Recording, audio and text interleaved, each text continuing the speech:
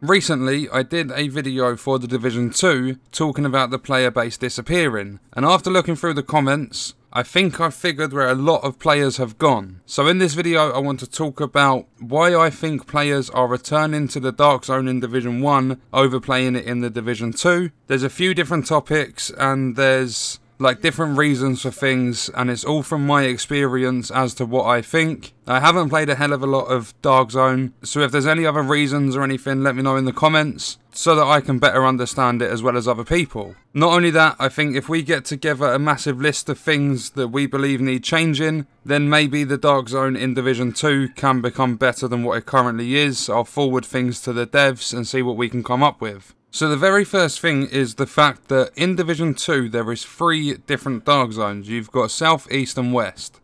In the Division 1 it was simple, there was just one Dark Zone. None of it was normalised, like a lot of the players are moaning about it being normalised, because it takes away the ability to actually be powerful in the game. Like, you can go in there with any sort of gear, it gets normalised. It makes it fair for new players, but at the same time for those experienced that actually have a good build, they won't have much of an advantage. Then to expand on that a tiny bit, the normalization, like basically any kind of person, like any sort of player can go in there and it'll be more of a fair fight. That is not what all the Division 1 players wanted. There was loads of complaints in the video I did regarding it. And not just that, like in Division 1 you go into the Dark Zone, if you're not good enough you're going to get wrecked. That's going to have its pros, but it's going to have its cons as well. The pros being, if you want to continue playing Dark Zone, you have to get good at the game. If you go in there, you're getting ruined and you can't be bothered, then you just wouldn't play it. So the pro being, it would possibly encourage some players to get better at the game. On the other hand, it could also see a bit of a player drop off if they wasn't good enough and they kept getting killed.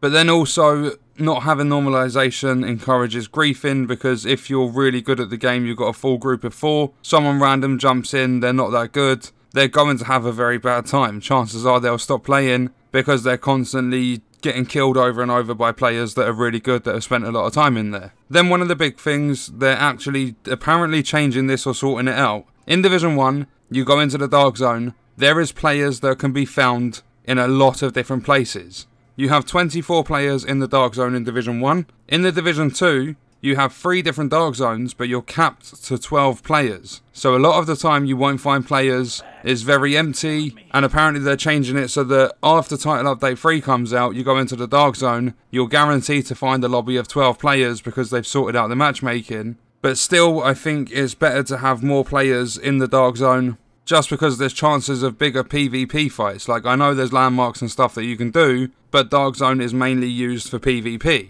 Players go there to get good gear, they kill other teams, it's something to do. Then a little bit about extracting stuff from the Dark Zone. In Division 2, I've put a fair amount. As you can see, if I press start, I'm Dark Zone level 43. Extracting items is not a bother in this one. Like, if you go into the Occupied, then there's chances you're going to have PvP battles, but in the normalised, there's 2 of them, because one's always occupied, it rotates or whatever, but there's always 2 Dark Zones that are normalised. Players don't bother with it as much as they do occupied, so when you go into a normalised one, you're going to be able to extract your stuff with pretty much no problems. You'll have some NPCs coming at you, but they're easy to take down. Whereas from the little bit of Dark Zone I played in Division 1, there would be players everywhere as well as NPCs. There was actually fear of extracting your stuff. You would be excited to get the stuff out, but you would be a little bit like scared at the same time. Am I going to get done from behind? Is there going to be a full group come take me out? And it added to the experience, which we don't have in Division 2 because it's capped to 12 players.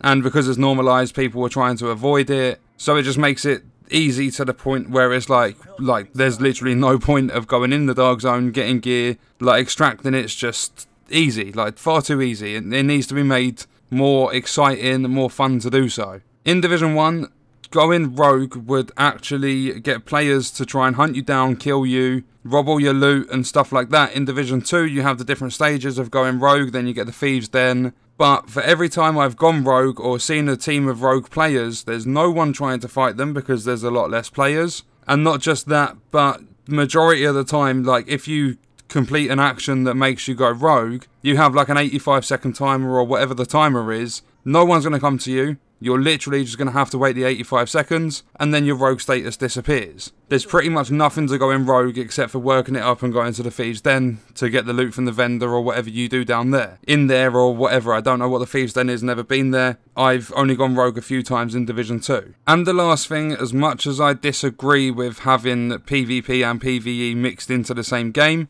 once you're playing Division 2, like if this game didn't have PvP, it would become so boring for a lot of players because the PvE content runs out very quick. They're focusing on two different aspects of the game, so there's a lot more stuff they have to do. Sometimes PvE gets neglected, and eventually you would have done everything, so you're going to get bored until more stuff comes out. PvP is like jumping onto COD or Battlefield in terms of you go into a game, you get all your kills, you level up, you do whatever, but then you want to go and play more. Like, it has so much more replayability than PvE, and a lot of the PvE players have switched off from this game now because they've run out of stuff to do. They don't think the raid's going to be all that good. A lot of comments have said that this game's trash, there's nothing left to do, they're moving on, they can't wait for Borderlands 3, all the rest of it. But then you have players saying that PvP is still pretty good. You've got Conflict as well as like Occupied Dark Zone. And then, as I said, a lot of players have gone back to Division 1 to go into the Dark Zone and do all the stuff there. But just in general, like, PvP is always going to have extra things to do than PvE, because eventually PvE comes to an end. PvP just carries on